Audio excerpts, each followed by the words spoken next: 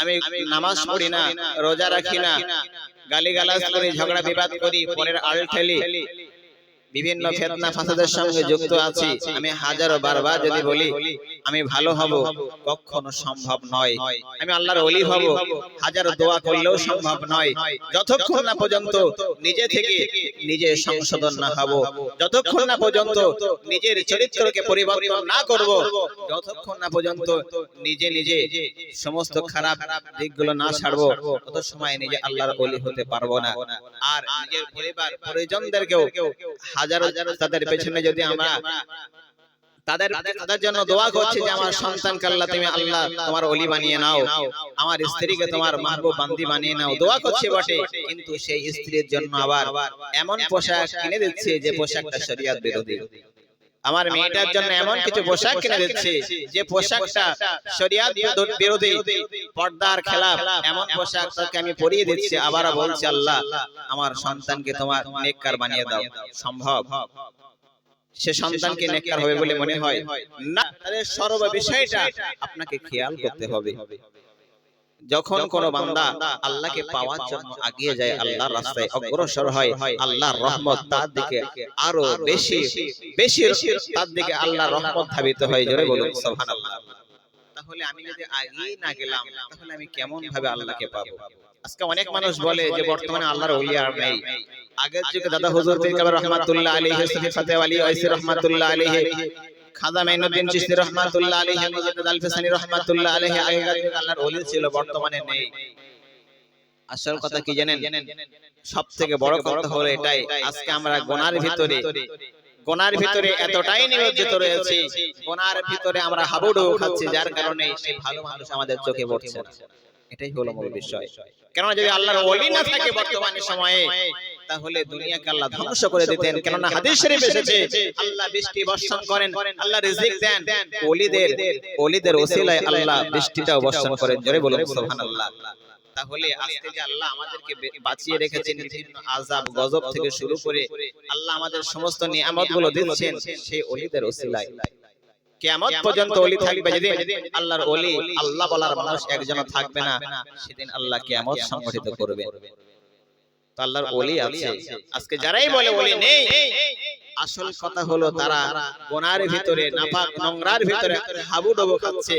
এতটাই হাবুডুবুর ভিতরে তারা রয়েছে, তাদের চোখের সামনে ছানি পড়ে গিয়েছে, তারা আল্লাহর ওলি দেখতে পায় না, শয়তান দেখতে পায়। এমন মানুষ আছে। সেজন্য আমার বলার উদ্দেশ্য সেটাই, নিজেকে ভালো হতে হবে, নিজেকে ভালো হতে হবে। এমন ভালো নিজে হন যখন আপনি নিজেকে একেবারে নিজের আদব আখলাক চরিত্রকে ভালো করে নেবেন, যখন আল্লাহ আপনার প্রতি খুশি হয়ে যাবে, আল্লাহ তখন ঘোষণা দেবেন আমি অমুক বান্দাকে ভালোবাসি। জোরে বলুন সুবহানাল্লাহ। হযরত জিবরিল আমিন আলাইহিস সালাতু ওয়াস সালাম কে আল্লাহ ডেকে বলেন, হে জিবরিল, আমি অমুক গ্রামের অমুক মানুষকে আমি ভালোবাসি, সে আমার মাহবুব, আমি ওকে ভালোবেসে নিয়েছি, তুমি ওকে ভালোবাসো। জোরে বলুন সুবহানাল্লাহ। জিবরিল আমিন আলাইহিস সালাম তাকে ভালোবেসে নাই। জিবরিল আমিন আলাইহিস সালাম আবার ফেরেশতা কুলের মাঝে আওয়াজ দেয়, ঘোষণা দিয়ে দেয়, আল্লাহ অমুক বান্দাকে ভালোবাসে, আমি জিবরিল আমিও তাকে ভালোবাসি, তোমরাও তাকে ভালোবাসো। জোরে বলুন সুবহানাল্লাহ। শুধু তাই নয়, দুনিয়ায় সমস্ত মাখলুকের উদ্দেশ্যে বলা হয় অমুক বান্দাকে আল্লাহ ভালোবাসে, ফেরেশতা কুল ভালোবাসে, তোমরাও ওই বান্দাকে ভালোবেসে নাও। সমস্ত মাখলুক তাকে ভালোবেসে নেয়। জোরে বলুন সুবহানাল্লাহ। এমন মানুষ আমাদের হতে হবে, এমন বান্দা আমাদেরকে হতে হবে, যে বান্দা হলে, যে মানুষ হলে স্বয়ং আল্লাহ ভালোবাসবে।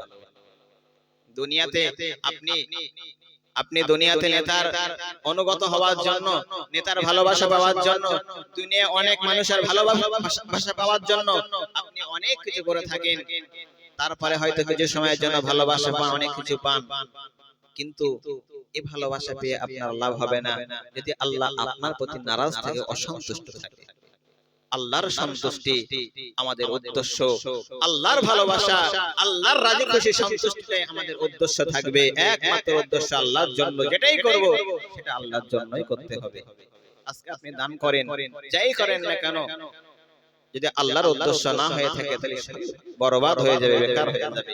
আজকে অনেক মানুষ দান করে, অনেক কিছু করে, অনেক ইবাদত করে, ইখলাস না থাকার কারণে ইবাদতগুলো ধ্বংস হচ্ছে। কেননা কিতাবের ভিতরে পরিষ্কার ভাবে এসেছে যে ইবাদতের ভিতরে ইখলাস নেই সেই ইবাদত আল্লাহর দরবারে গ্রহণযোগ্য নয়। ইখলাস কি? ইখলাস তো হলো আল্লাহর ভয় ভীতি, আল্লাহর উদ্দেশ্য, যেটাই যে ইবাদতটাই করবেন সেটা আল্লাহর উদ্দেশ্যই করতে হবে। যদি আল্লাহর উদ্দেশ্য ছাড়া অন্য কিছু থেকে থাকে তাহলে আপনার সমস্ত ইবাদতটাই বরবাদ হয়ে যাবে। আচ্ছা, আর লম্বা চওড়া নয়, এখানেই সংক্ষিপ্ত করলাম। পরবর্তী হযরত চলে এসেছেন, আর লম্বা চওড়া করতে চাইছি না, সময় সংক্ষেপ। তো যারা আশেপাশে আছেন, ঘোরাফেরা করছেন, পরবর্তী বক্তা চলে এসেছেন, ওনার মূল্যবান নসিহত শোনার জন্য আপনারা চলে আসুন। এখনই আপনাদের সম্মুখে বক্তব্য রাখবেন